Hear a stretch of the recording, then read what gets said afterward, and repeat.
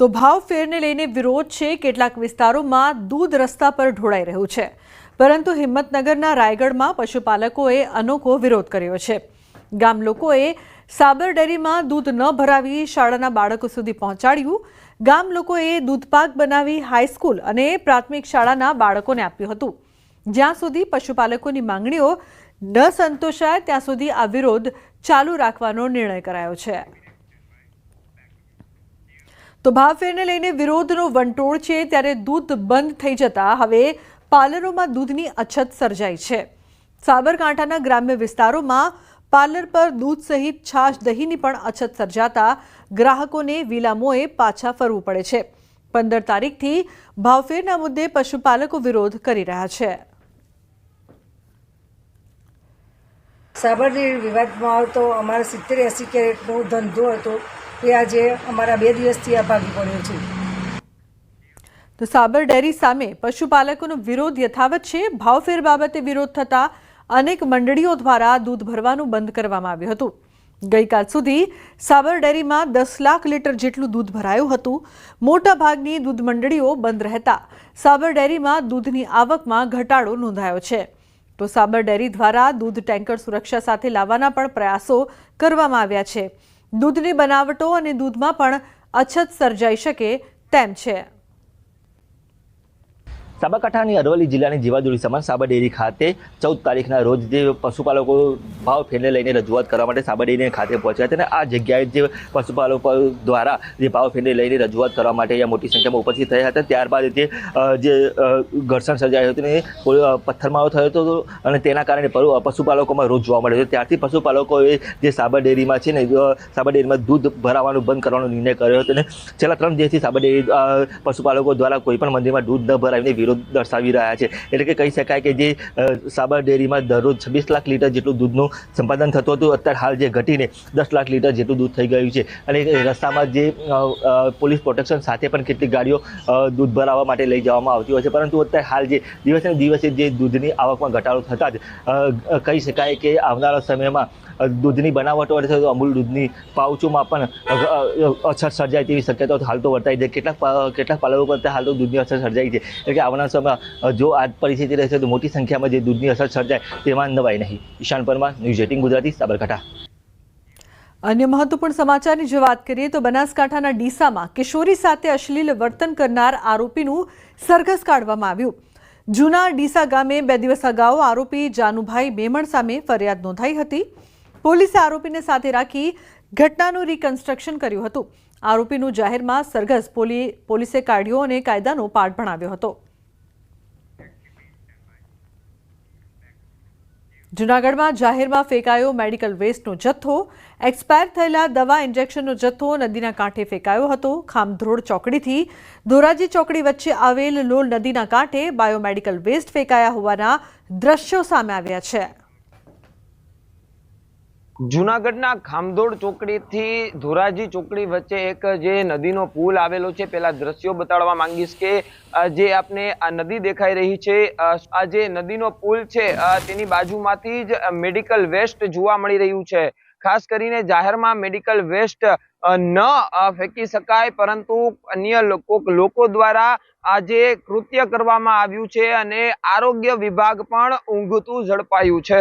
સીધા જ જે દવાનો જથ્થો છે ત્યાં કેમેરા પર્સનને કહીશ કે આપને બતાવે કે આ જે દવાનો જથ્થો એ ખાલી પેકેટ નથી, પરંતુ ઇન્જેક્શન ભરેલા દવાના જે જથ્થો છે તે જોવા મળી રહ્યો છે। ઇન્જેક્શન છે, દવા છે, જુદી જુદી જે ટેબ્લેટો છે તે અહીં જોવા મળી રહી છે। મોરબીના હળવદસરા રોડ પરના રહીશોએ પાણી મુદ્દે કર્યો છે ચક્કાજામ। પાણી સહિતના પ્રશ્નોને લઈને હારીનગર ગોલ્ડ સોસાયટીના રહેવાસીઓ રસ્તા પર ઉતરી આવ્યા। સોસાયટીમાં પાણી નથી આવતું અને જો પાણી આવે છે તો તે ગંદુ પાણી આવે છે, તેમજ ઠેર ઠેર ગંદકી, સરકારી શાળાનો અભાવ, ગટરો ઉભરાવા સહિતના પ્રશ્નોને લઈને ચક્કાજામ કર્યો। મોટી સંખ્યામાં મહિલા સહિત લોકો રસ્તા પર ઉતરી આવીને વિરોધ કર્યો। હળવદ નગરપાલિકાએ પાણી અને ગંદકી મામલે કામગીરી શરૂ કરવાની ખાતરી આપતા ચક્કાજામ દૂર કરાયો। 4 નંબરની શેરીમાં આજે 15-20 દિવસથી આ પાણી નથી આવતું। અમારે ઘરના કામ કરવા તો કઈ રીતના કરવાના? રોજનો એ જ પ્રશ્ન। ટેન્કર વાળાને કહીએ તો ઉમા આવીને નોંધાવો, ફોનથી નહીં ચાલે। તો અમે શું નવરાત્રી વારાગડીમાં નોંધાવા જવાનું ને નોંધાવા જાય તો કે 4 દિવસ રહીને પાણી આવશે, કાં કે 5 દિવસ રહીને આવશે, તો ત્યાં લગી અમારે કરવાનું શું પાણી વગર? તો રસ્તા પર સ્થાનિકોએ ચક્કાજામ કર્યો, સોસાયટીના રહેવાસીઓ રસ્તા પર ઉતરી આવ્યા અને વિરોધ કર્યો. અન્ય સમાચાર, વડોદરાથી કોર્પોરેશન કચેરી બહાર બબાલ, પોલીસ અને કોંગ્રેસ કાર્યકરો વચ્ચે ઘર્ષણ. પોલીસે 10થી વધુ કોંગ્રેસ કાર્યકરોની અટકાયત કરી છે. કોંગ્રેસ કાર્યકરોની પોલીસે ટીંગાટોળી કરી અટકાયત કરી છે. કોંગ્રેસ કાર્યકારી નનામી લઈને વિરોધ કરવા પહોંચ્યા. ગંદી પાણીની બોટલ લઈને આવ્યા છે. કોંગ્રેસ પ્રમુખ ખંડેરાવ માર્કેટ સ્થિત કોર્પોરેશનની મુખ્ય કચેરીમાં પ્રવેશતા નાગરિકોને રોક્યા હતા. તો 10થી વધુ કોંગ્રેસ કાર્યકર્તાઓની અટકાયત. પોલીસ અને કોંગ્રેસ કાર્યકરો વચ્ચે ઘર્ષણ સર્જાયું છે. તો કોર્પોરેશન કચેરી બહાર હલ્લાબોલ કરવામાં આવ્યો હતો, જે બાદ ઘર્ષણ સર્જાયું છે. 10થી વધુ કોંગ્રેસ કાર્યકર્તાઓની પોલીસ દ્વારા અટકાયત કરવામાં આવી છે. તો પોલીસ અને કોંગ્રેસ કાર્યકરો વચ્ચે ઘર્ષણના દ્રશ્યો આપ જોઈ રહ્યા છો. જે પ્રકારથી કોર્પોરેશન કચેરી બહાર હલ્લાબોલ કરવામાં આવ્યો હતો, સાથે જ વિરોધ પ્રદર્શન થઈ રહ્યું હતું, ત્યારે 10થી વધુ કોંગ્રેસ કાર્યકર્તાઓની પોલીસ દ્વારા અટકાયત કરવામાં આવી છે, ટીંગાટોળી કરવામાં આવી છે. જે બાદ પોલીસ અને કોંગ્રેસ કાર્યકરો વચ્ચે ઘર્ષણના દ્રશ્યો સર્જાયા છે. ઉલ્લેખનીય છે કે કોંગ્રેસ કાર્યકારી નનામી લઈને વિરોધ કરવા પહોંચ્યા હતા. ગંદા પાણીની બોટલ લઈને કોંગ્રેસ પ્રમુખ પણ આવ્યા. ખંડેરાવ માર્કેટ સ્થિત કોર્પોરેશનની મુખ્ય કચેરીમાં પ્રવેશતા નાગરિકોને રોકવામાં આવ્યા હતા. તો કોર્પોરેશન કચેરી બહાર ટીંગાટોળી કરવામાં આવી.